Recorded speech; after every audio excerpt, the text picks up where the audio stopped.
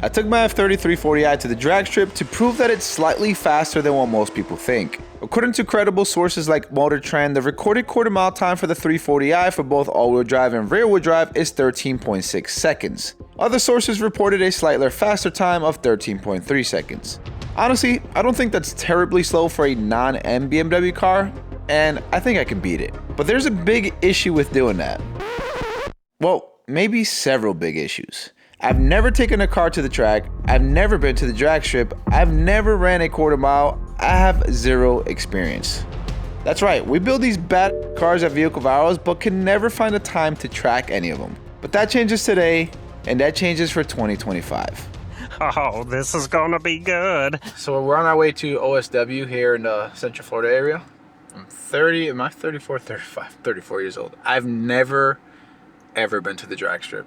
Because I'm taking this car and this build very seriously for the channel this year, for 2025. The goal with the 340i is to build it in stages, for several reasons. 1, to get used to the power gradually, 2, to document all the performance numbers across the journey, and 3, to have the best information and experience available when helping out the B58 community. The 3 main metrics I wanted to record for this car's base numbers were 0 to 60 miles per hour, 60 to 130 miles per hour, and a quarter mile time, which will all be covered in this video, so make sure to watch all the way to the end. Oh my God. Look at that line. Remember when I told you guys that first time at the track? Yeah, it's not very good looking over here. I guess I learned a lesson, get here 30 minutes early. Holy f, there's a long line, a bunch of f***ing trailers and race cars and shit. How far deep does that go? I think once you get to the trees, the ticket booth is like right after it. So, yeah, we're gonna be here a little while. Yeah. A little longer than a few minutes later. What are we doing, Chris? Oh, I got a tech card. It only took an hour to get in here, but apparently we showed up a bit early, so I guess that's a good thing in a way. First experience, so we're gonna check in here, fill out this card, and hopefully, in a swiftly manner, get on the track and get the first run in. For those of you that have not been to the drag strip to run their cars, here's a tip from my experience. Try not to go on a day where there's an event, which we accidentally did. When you're a newbie like me, you need as much seat time as possible to get all the jitters out of the way and to practice. Once we made it to the front, we purchased our entry, and shortly after, it was time to fill out the registration card. One of the employees drew a number on my car, and then it finally hit me. Oh crap, this is real. It's a lot of sauce around here. There's motorcycles, Civics, built cars, everybody looks rugged as hell, ready to go. Hey, that is the stockest looking car here. So much so that the guy that was checking us in said, oh yeah, it's $20 to spectate. I was like, oh, come on, dog. He didn't drive give us the option, bro. He didn't give us the option. $20 yeah, to spectate. 20 bucks to get in, you know, watch, spectate, whatever. Nah, bro, we running. No, we running, bro. Dang, we got that number. Michael Jordan, bro. I've never had a number like that on my car. What is good? Dang, you got a 23. Hold on. I gotta take a picture of this right here. This is where the race cars go. That's me. Oh! Oh, shit. Ah, yes. Actually, you know, there's not that many people. No, there's not. Because I feel like all the trailers that were in line, they're getting unloaded and shit. Like, we're just going straight in, Look how bro. many motorcycles though. God damn. Those are all bikes, bro. And we got the Sonata in line, you know. Oh, yeah. Sick, bro. We better line it up with him or what? Yeah, that's the only one I can probably beat here. The lineup was pretty straightforward. The right lane was all motorcycles, which would run first. Up next would be us in the middle streetcar lane. And on the left were the pro guys. There was quite a bit of waiting, but it wasn't too bad because there was a ton of people to socialize with and talk about, you know, cars.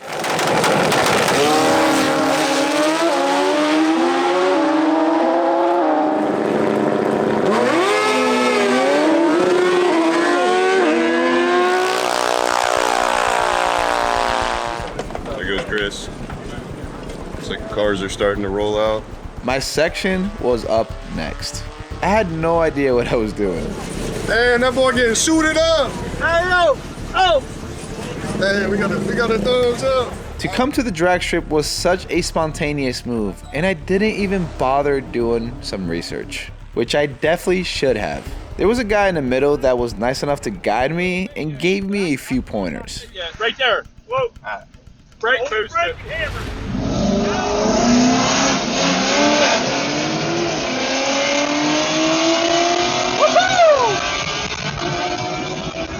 The first pass, wasn't too bad. I managed to get 13.3 seconds.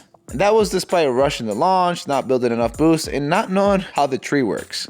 But now that the jitters were out of the way, I knew I could get a better time. 13.3 already beats the numbers Motor Trend was able to get, so not a bad start at all. Well guys, that was my first time, and I gotta say, that was pretty exhilarating. Alright, so first time ever. How do I feel? I feel excited. I feel like I'm addicted to this now. I'm gonna continue to do this, but obviously with more power. A lot of shit went wrong though. Draggy wasn't working properly. Ike didn't get the proper chop. I flopped. I didn't know where to pull up to, when to start, when to do anything. So at least I got that out of the way, so the second pass should be a lot more efficient. The pros were up next. A collection of insane builds, including this insane Civic build, which to be honest, I was not too surprised. There were a handful of Civics at the event and they were all heavily modified. This red one sounded absolutely insane.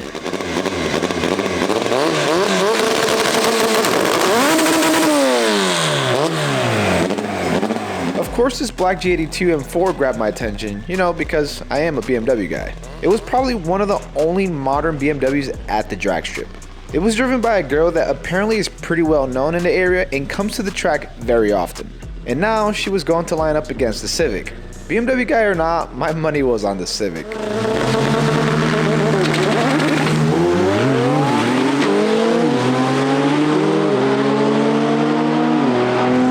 I don't know much about classic American cars, but I believe this was an Oldsmobile Cutlass. And the minute he was up, everyone stood up. This car meant business. This was the first time I've ever seen a car hit a wheelie in person. It was insane.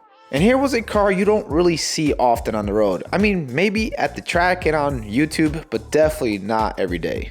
It's a Toyota Starlet. And it was hard not to watch that car do its thing.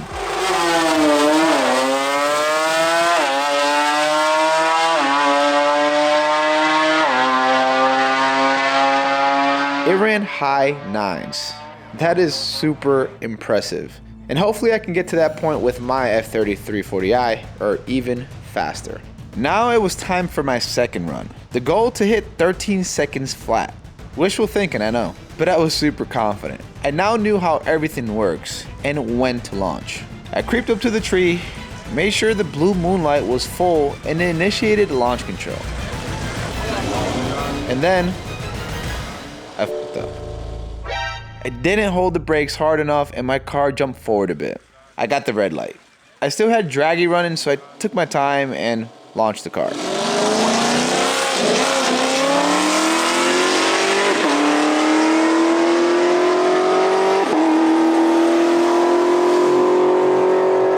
Because of my jump, my time was like 14 seconds plus. But if I went by Draggy, I managed to get 13.07 seconds. I know Draggy's not an official slip, so take it how you guys want. But I think it was pretty accurate. Traction, the launch control didn't kick on, and it inched forward, and I think it made the run essentially not valid.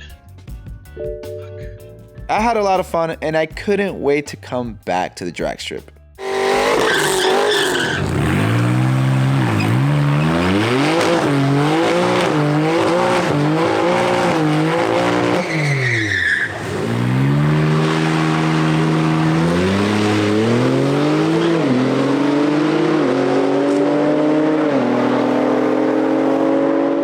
After leaving the track, I had all sorts of energy, so I went ahead and did a 0 to 60 using Draggy on the street.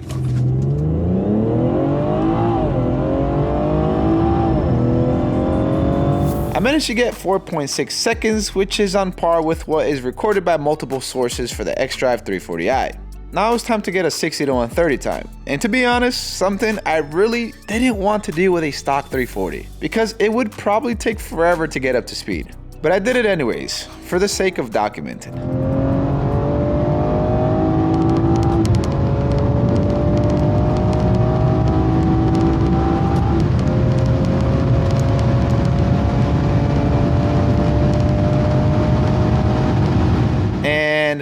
I didn't make it. Limiter. I hit the factory limiter. I totally forgot about that. Next up for the 340 is performance. We are going to make this car the ultimate sleeper. So make sure to subscribe to the channel, and while you're down there, make sure to like the video as it really does help out the channel. As always, thanks for watching. Till next time.